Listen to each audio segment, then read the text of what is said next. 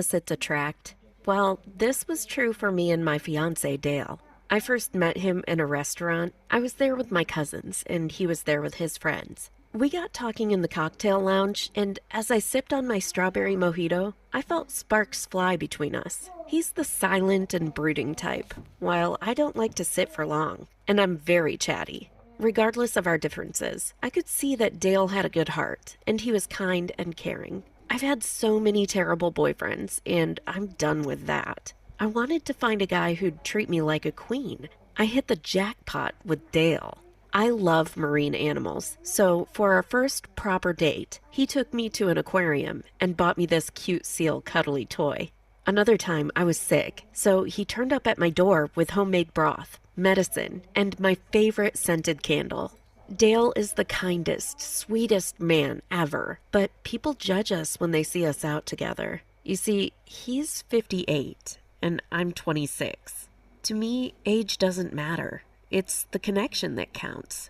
On a few occasions when we've been out, people have mistaken us for father and daughter. We were in a restaurant once and Dale asked the waiter for a glass of wine for the lovely lady. The waiter replied with, "Aw, it's so nice to see a father spoil his daughter."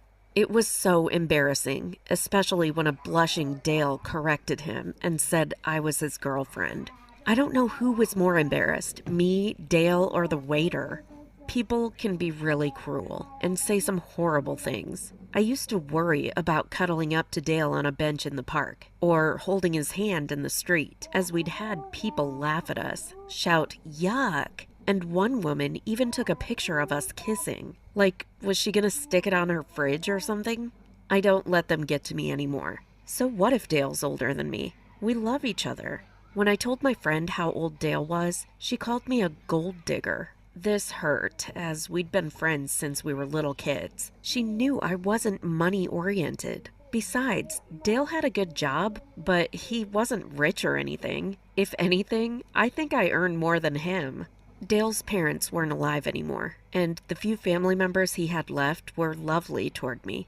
I also met Dale's friends, and they weren't bothered about our age gap either. Unfortunately, my parents completely freaked out when they found out that Dale was older than they were. I asked them to give him a chance. They reluctantly agreed and let me bring him around for dinner. My parents were nice enough to his face, well, for like the first 20 minutes. Then Mom asked Dale if he had a good insurance plan, as our age gap may not seem a big deal right now, but in 20 years' time, he couldn't expect me to be his carer. I was mortified, and so was Dale. He had no idea how to respond, so I snapped at Mom that she was being ridiculous. Cue a massive row. Mom burst into tears, and Dad asked us to leave.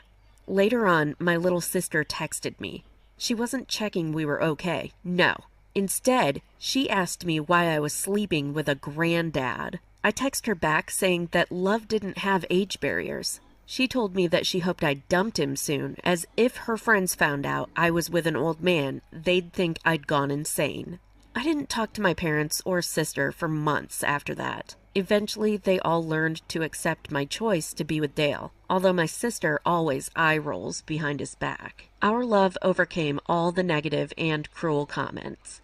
Dale asked me to marry him, and I excitedly said yes. One day, I was talking about kids' names I liked when he went quiet. I asked him what was wrong, and he confessed that there was something he needed to tell me. He said that his previous wife had been adamant she didn't want kids, and she'd convinced him that he didn't want any either. Because of this, he ended up getting a vasectomy. I was devastated. I loved kids, and I longed to have my own, with him. He told me that he now realized he did want kids. He just hadn't wanted them with his ex-wife. Dale has a friend who is a doctor, so we went to see her and explained our issue to her. She said that a vasectomy could be reversed, but because he'd had it done over 20 years ago, there was less than a 10% chance that it would work. I remained hopeful, as what else was there to do? I loved him, and I had to believe that we could have our own family. Then we found out the devastating news. The procedure hadn't worked, so Dale would never give me children. I wanted to stay strong, but on the inside, I feel broken. I just can't imagine my life without kids in it.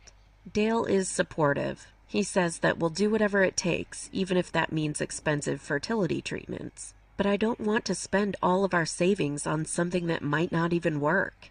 I told Dale we didn't need to have kids, as we had each other. I threw myself into wedding planning to try and fill the void I felt. I cried when I tried my dream wedding dress on, not because I didn't like the dress. I loved it. It was my perfect princess dress. I just felt so distraught that I wouldn't have any fairy tale ending with a family of my own. The problem is I can't stop thinking about what I'd be like as a mommy. I see parents at the park with their little kids, and I want to feel what they feel. I want that so badly. I can't go on like this. I keep having the same nightmare where I'm in my 60s, both Dale and my parents are dead, and it's just me all by myself in a big empty house. And all I can hear are the echoes of my own lonely sobs. I don't care that Dale is so much older than me, but I do care about never being a mom.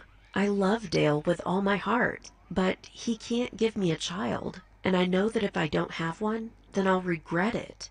I don't know what to do. Should I put aside my longing to have children for the man I love? Should I choose a sperm donor? Should we adopt? I'm so confused right now, and I could really do with your advice.